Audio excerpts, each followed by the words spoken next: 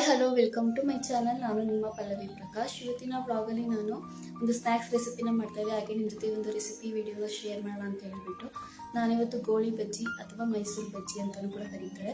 ಇದು ಕರಾವಳಿ ತೀರ ಭಾಗದಲ್ಲಂತೂ ಫೇಮಸ್ ಅಂದರೆ ಫೇಮಸ್ಸು. ತುಂಬಾ ಚೆನ್ನಾಗಿರುತ್ತೆ ಒಂದು ಸ್ನ್ಯಾಕ್ಸ್ ರೆಸಿಪಿ.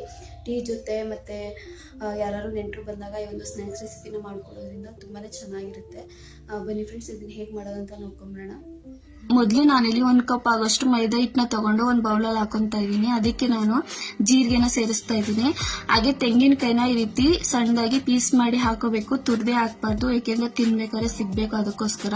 ಹಾಗೆ ನಾನಿಲ್ಲಿ ಕರಿಬೇವಿನ ಸೊಪ್ಪು, 1 ಹಸಿಮೆಣಸಿನಕಾಯಿ, ಸ್ವಲ್ಪ ಕೊತ್ತಂಬರಿ ಸೊಪ್ಪು ಇದನ್ನೆಲ್ಲನೂ ಕೂಡ ಸಣ್ಣದಾಗಿ ಹಚ್ಚಿ ಹಾಕೊಂತಾ ಇದ್ದೀನಿ. ಇದಕ್ಕೆ ನಾನು 1 ಚಿಟಿಗೆಯಷ್ಟು ಸೋಡಾನ ಸೇರಿಸ್ಕೊಂತಾ ಇದ್ದೀನಿ.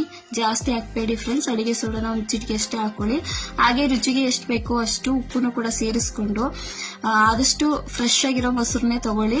ನಾನು 1-2-3 ಸ್ಪೂನ್ ಮೊಸರನ್ನು ಕೂಡ ಹಾಕೊಂಡು ನೀಟಾಗಿ ಮೈದಾ ಹಿಟ್ಟಿಗೆ ಒಂದೋ ರೀತಿ ಮಿಕ್ಸ್ ಮಾಡ್ಕೊತಾ ಇದ್ದೀನಿ. ಮಿಕ್ಸ್ ಮಾಡಾದ್ಮೇಲೆ ಫ್ರೆಂಡ್ಸ್, ಇದಕ್ಕೆ ನಾವು ಸ್ವಲ್ಪ ಸ್ವಲ್ಪ ನೀರನ್ನ ಹಾಕೊಂಡು ನೀಟಾಗಿ ಬೋಂಡ ಬಿಡೋ ಅದಕ್ಕೆ ಕಲಿಸ್ಕೊಬೇಕಾಗುತ್ತೆ. ಜಾಸ್ತಿ ನೀರ್ ಹಾಕ್ಬಿಡಿ. ನೋಡಿ ಫ್ರೆಂಡ್ಸ್, ಈ ರೀತಿ ಕಲಿಸ್ಕೋಬೇಕು. ನಾವು ಬೋಂಡ ಬಿಟ್ರೆ ಈ ರೀತಿ ಕೆಳಗಡೆ ಬೀಳ್ಬೇಕು. ನೋಡಿ, ಜಾಸ್ತಿ ತೆಳ್ಳೆ ಮಾಡಬಾರ್ದು. ಈ ರೀತಿ ಕಲಿಸ್ಕೊಂಡ್ರೆ ಅದು ಪರ್ಫೆಕ್ಟ್ ಆಗಿದೆ ಅಂತ ಹೇಳಿ ಹಿಟ್ಟು. ಇವಾಗ ಇನ್ನೊಂದು 5 ನಿಮಿಷ ನೆನೆದಕ್ಕೆ ಬಿಟ್ಟು ಇಲ್ಲಿ ಸ್ಟವ್ ಹಚ್ಚಿ ಎಣ್ಣೆನ ಕಾಯೋದಕ್ಕೆ ಇಟ್ಟಿದ್ದೀನಿ. ಎಣ್ಣೆ ಚೆನ್ನಾಗಿ ಕಾದ್ಮೇಲೆ ನೋಡಿ, ಬೋಂಡ ಬಿಡೋಕ್ಕೂ ಮುಂಚೆ ಈ ರೀತಿ ನೀರಿಗೆ ಕೈನ ಅದ್ದಿ ಈ ರೀತಿ ಬಿಡ್ಬೇಕಾಗುತ್ತೆ. ಯಾಕೆಂದ್ರೆ ಅದು ನೀರಲ್ಲಿ ಅದ್ದೋದ್ರಿಂದ ಕೈ ಅದು ಅಂಟ್ಕೊಳ್ಳೋದಿಲ್ಲ. ಅದಕ್ಕೋಸ್ಕರ ಈ ರೀತಿ ಬಿಡ್ಬೇಕಾದ್ರೆ ನೀರ್ನ ಅದ್ದಿನೇ ಬಿಡಿ.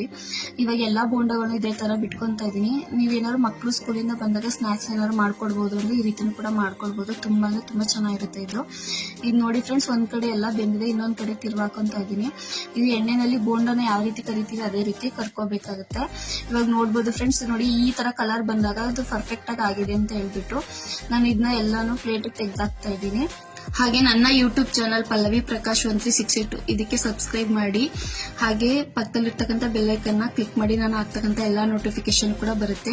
ಮತ್ತೆ ಉಳಿದಿರೋ ಹಿಟ್ಟಲ್ಲಿ ಈ ತರ ಬೋಂಡನೆಲ್ಲ ಬಿಟ್ಕೊಂತಾ ಇದೀನಿ. ಇದಕ್ಕೆ ಕಾಂಬಿನೇಷನ್ ಆಗಿ ನಾನು ಇದಕ್ಕೆ ಚಟ್ನಿನ ಮಾಡಿದೀನಿ. ತುಂಬಾ ಅಂದ್ರೆ ತುಂಬಾ ಚೆನ್ನಾಗಿರುತ್ತೆ. ನಾನು ಇಲ್ಲಿ ತೋರಿಸ್ತಾ ಇದೀನಿ, ನೋಡ್ಬೋದು ಎಷ್ಟು ಕ್ರಿಸ್ಪಿಯಾಗಿ ಸಾಫ್ಟ್ ಆಗಿ ಒಳಗಡೆ ಎಲ್ಲ ಚೆನ್ನಾಗಿ ಬಂದಿದೆ.